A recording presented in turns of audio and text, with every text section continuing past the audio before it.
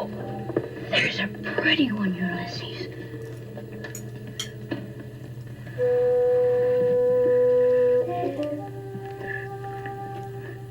There it is. Well, hello BookTube, I'm Sean the Book Maniac. Welcome back to my channel. Here I am with the next installment on my Alphabet Soup book tag. This one is F is for Fictionalize. Everybody all around the world is stressed and at home, and I thought maybe it's time for the next letter of the alphabet for the Alphabet Soup book tag, because people have time on their hands and maybe we'll find a distraction in doing this tag. So these are coming out episodically and in random alphabetical order. You know, Alphabet Soup, it's all a mix of the letters, right? This is the fifth one. I have done A is for author, E is for ending, N is for novella, and W is for writer. I have handily alphabetized those, but they didn't come out that way, and this is F is for Fictionalize. So there are 10 prompts plus a tagging prompt, and just a note that unless you are really bibliographically resourceful like Steve Donahue, you don't have to choose books with titles or with authors that have F in the words, except when specially requested. There's a couple like that. I have come up with prompts that have the letter F, but you don't have to find answers with the letter F, okay? Don't make it too tough on yourself unless you're a Steve Donahue-like bibliovore. Is that a word? Bibliovore? I will be tagging people at the end of the video, but this is an open tag. Everybody should do it. More on that at the end. So number 1, F is for Fictionalize. Choose any or all of these 3 options for this prompt. A, your take on autofiction. Do you know what autofiction is? I don't really know in detail. Do you like it or not? Why? And or B, the writer you'd like to write a novel based on your life. And or C, a work of autobiographical fiction you'd recommend. You don't have to answer all 3, but if you would like to, please do. You can do 1, 2, or 3 of them.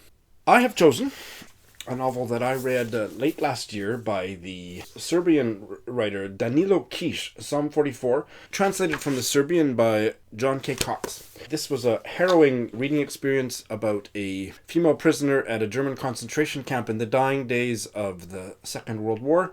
She's pretty much on death's door, and will she survive or not? It's just one of the most incredible novels I've read about the Holocaust, and it is based to a certain degree on the author Danilo Kiš's experience.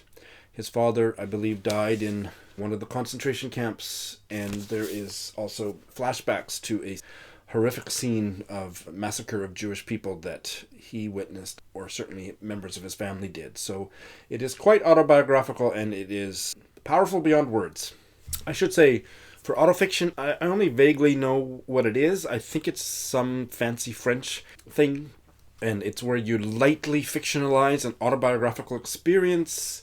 And do I like that sort of thing? Sometimes. I didn't think to bring the books, but I like the French writer Édouard Louis, who writes autofiction. I love his 2 novels that have been published, and also the Norwegian writer Knausgård. I've read 2 volumes of his magnum opus, which I loved, and I'm hoping to start the 3rd one this year. But others I've tried, I won't make this longer by going into details. Others I've tried haven't worked for me. When I like it, I like it. When I don't, I don't. I'm looking for some more erudite responses to the autofiction portion of prompt number 1. Britta, Steve, I'm looking at you. Moving on. Number 2, F is for farm. Now we're in some territory where I'm not quite a fish out of water. A great book set on a farm or about farming, and or one you want to read. Many of these you can choose fiction or nonfiction, of course. And even if I say fiction and you have a good nonfiction answer, please rebel.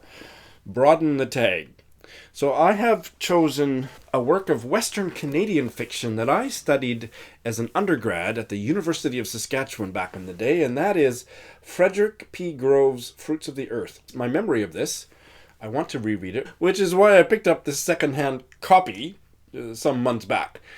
But my memory of it is it's about a homesteading family, maybe of German origin, and maybe in Manitoba, but somewhere in the prairies. And it's one of the most fascinating accounts of homesteading life that I had ever read at that time, and maybe since.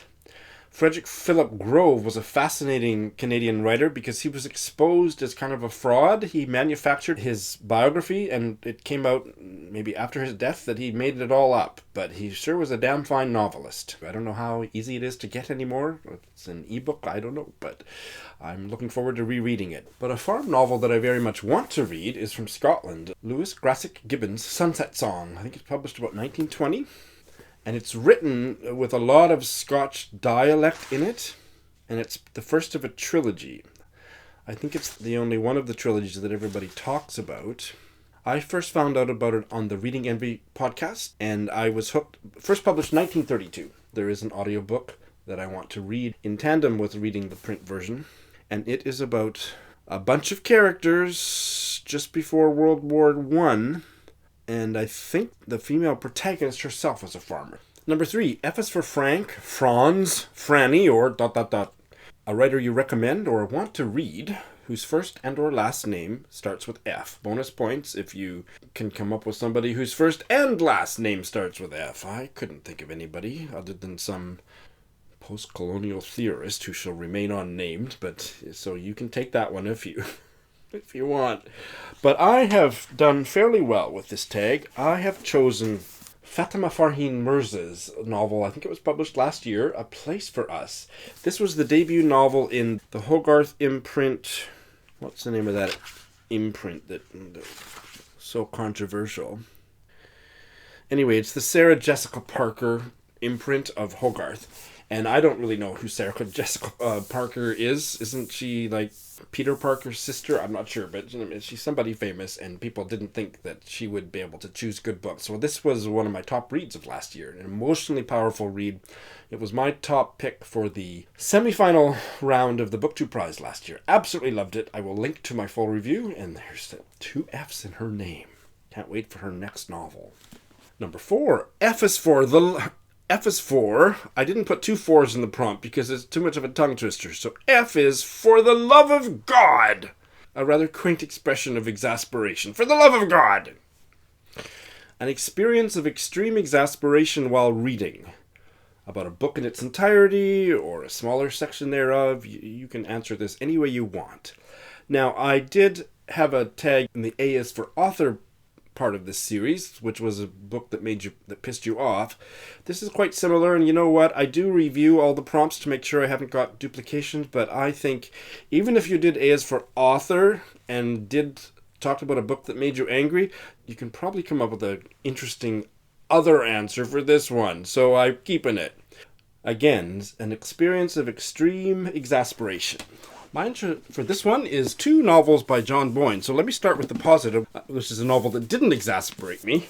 It's my top read of a couple of years ago.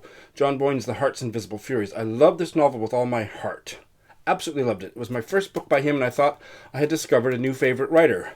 After that, I read The Absolutist, which I can't find my copy. I may have gotten rid of it because I hated it so passionately. The Absolutist. It just filled me with rage how badly executed that novel was.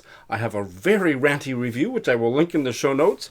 And then more recently, after this book won the BookTube Prize last year, I did a buddy read of this with Greg of Supposedly Fun, and we both hated it. A Ladder to the Sky. I have a similarly ranty review of that. So John Boyne is a one-hit wonder as far as I'm concerned, but I didn't choose him for that tag coming soon in this video. But yeah, John Boyne annoys the crap out of me except for one novel, which bowled me over. Number 5, F is for Find, a book with at least 2 F's in the title. Bonus points if you can find one with more than 2. I couldn't, but this is an opportunity to rave once more about Dear Friend, From My Life I Write to You in Your Life by Ian Lee. A collection of autobiographical essays about how reading literature saved her from deep clinical suicidal depression. It's one of the books that got the deepest inside me in recent years. I fell into this book and didn't want to come out, and it opened up a whole new world of writers that I want to experience that she wrote about, that she engaged with, not as if her life depended on it, but because her life depended on it. It's just one of those once-in-a-lifetime reader-changing experiences. I haven't liked very much else that I've read by her, but this was incredible. Number 6, F is for Father, a work of fiction in which fatherhood is a central concern. So I have two, one I've read, one I haven't. The novel that I've read was about 4 years ago. I read a Simon van Booy novel called Father's Day. And that novel, while the ultimate framing around which the central story occurred didn't work for me, the framing was just a small fraction of the overall novel, but the embedded story was the bulk of the novel, and that was about a young girl, maybe 7 or 8 years old, whose parents are killed in an accident, and she is very, very reluctantly adopted by her uncle, who had been estranged from his brother and hadn't even met his niece, if I remember correctly. And he was a rough, tough New Yorker, really rough, like scary rough, and what the process of raising a little girl did to him. Just heartwarming in that literary way, not sentimental, just literarily powerful. I loved it with all my heart. And again, the frame that was around it, that was set when she's a grown-up and she and her uncle, or her adoptive father, are in Paris together or something. I didn't like that as much, but the 80% chunk that's embedded within it, I loved it so much, and I still haven't read anything else by him. And then one that I haven't read but want to get to, maybe this year, a Russian classic, Ivan Turgenev's Fathers and Sons. I'm assuming it's about fatherhood because of the title, and I think I might have actually read it as an undergrad because I kind of specialized in Russian literature, but I don't remember if I did or not. Originally published 1861, and it's about the generations of a family, so of fathers and sons, in terms of the politics of that era, revolutionary and otherwise. So I want to give it a try. Has anybody out there read it? Number 7 is F is for Finland, a book set in and or by a Finnish author you'd recommend or would like to try. When the letter permits, I like to choose somewhat obscure countries that people may not be familiar with, and gives you a chance to do a little bit of Googling and discover a new book or a new writer that you might like to try. And I think some people kind of hate that because they have to do research, but I don't care. This is my tag, so I think it'll be fun for you. I do have one on my shelf that I have not yet tried, and that is Unknown Soldiers by Väinö Linna, a Finnish novel set in World War II and considered a classic within Finnish literature. This edition is part of the Penguin Modern Classics, and I am looking forward to giving it a try. Number 8, F is for Fangirl, a new or new-to-you writer you're really excited about. So I have chosen the American writer Rowan Hiseo Buchanan. And she's not merely biracial, I believe she is triracial. Is that a word? Yeah, she's a quadraracial, Japanese, British, Chinese, American writer. And I loved her debut novel, Harmless Like You, which came out about 4 or 5 years ago. Not only the cover, which the cover is one of my favorite covers of all time. This was a powerful novel with one fairly major weakness, so I gave it 4 stars instead of 5. Happily, her second novel, which I just read late last year, was a stunning 5-star read, Starling Days. She's a beautiful writer, and she imbues her stories with a lot of emotional power. I really care about her characters. She's just getting better and better. So I am a fangirl of Rowan Hiseo Buchanan. I follow her on Twitter. She's the nicest person on Twitter, and I'm worried about her because she's so nice. But I love her. There's a lot of writers in the world who have a nice personality that don't write very well. She's the real deal. Number 9, F is for Fling. You love one book by this writer, but nothing else. So hands down for me, that is Emma Donoghue. I loved Emma Donoghue's novel, Room. It just gutted me, and I know that that's a Marmite book. A lot of people either love it or hate it. I loved it. And I've tried maybe 3 others and couldn't get past maybe the 2nd or 3rd chapter, just hated them. But Room was a tour de force for me. She writes, kind of dips into genre, kind of mystery and stuff, and I've tried this and that and the other thing, and it's like, given up. No, it was just a fling with Emma. Number 10. This is the last prompt, besides the tagging prompt number 11. Number 10, F is for Friends, a novel that satisfyingly explores friendship. And I love novels about friendship. I chose the one that I read most recently, and that was last year, Mary McCarthy's The Group, which is published in... There's 2 copyrights in my edition, 1954 and 1963. I believe it was published in the 60s, but the copyright page is very confusing. This novel came highly recommended to me by Britta Bowler, and I did a buddy read with her and Ange of Beyond the Pages, and I absolutely loved it. And it's about a group of women who graduated from Vassar College, June 1933. And it's the relationship among group members of that group of friends for the next decade. Powerful. Mary McCarthy, this was a new discovery for me. I've been wanting to read this book in particular, but Mary McCarthy in general, and I can't wait to read more. It's a pitch-perfect exploration of all of the group dynamics and the ups and downs and all of the stuff that can happen among a group of friends. I related to it. I was also fascinated by the fact that while it was about the decade from 1933 onwards, it was written, I think, in the 60s. So the way that sexuality was explored, it was almost like, or maybe some people would say it's a historical novel, because the way that sexuality was explored in the book, you couldn't have published a book in that decade, 1933 to 1943, that explored those issues so directly. So that also was a fascinating dimension of the reading experience. I recommend it heartily. All right, people. So tag number 11 is F is for far and wide. Tag feverishly. So here's the thing about tagging. In the early versions of this tag, I went on a bit of a mission to dissuade people from waiting around to be tagged on a tag, that they should just do it, but I soon hit a brick wall with that. What I do continue to adhere to is that if I have tagged you on any previous Alphabet Soup book tag, you are tagged on all of them, and I'm not going to tag you again, but I want you to do it if you want to. You were tagged once, that's your tag for the whole series, all 26. I'm going to be 84 years old. This is the Alphabet Soup book tag. Letter Z is for zipper. But consider yourself tagged on this one if I've tagged you before. And if I have, for some reason, never tagged you, you're tagged. And here are the people that are new booktroopers to me, since I did the W is for writer tag. But I always start, or I've learned the hard way that unless you tag Steve Donahue specially, he will not do it. So Steve, you're tagged.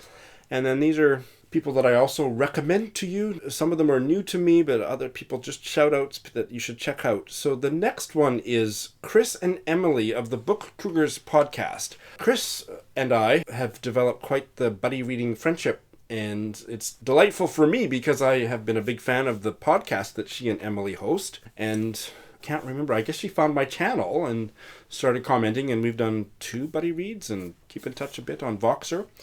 Planning another buddy read in the future. Recently, I think because of the coronavirus thing, she and Emily have been doing Skype videos together that are just wonderful to watch on YouTube as a supplement to their podcast. So I would absolutely love it if Chris and Emily did my F is for Fictionalized tag, or any of the other ones, on their reactivated Book Cougars YouTube channel. Also tagging Tanya of the Sampler Girl, who I'm getting to know, her and her channel. Christy of Dostoevsky in Space, just a phenomenal new booktuber that needs a ton more subscribers.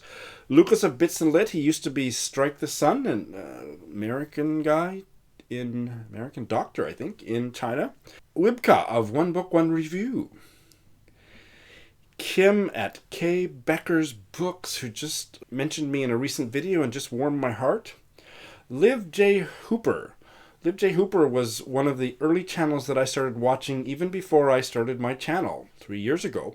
And then she left for quite some time, and she's recently back. Nell of Reflective Rambling, who did my last Alphabet Soup tag, and she is woefully undersubscribed. And finally, David Murphy, who is mostly nonfiction, I think, and he's left me some great comments recently, so I wanted to shout him out. So that's it, people. I'm looking forward to seeing what you do with this. Thanks for watching.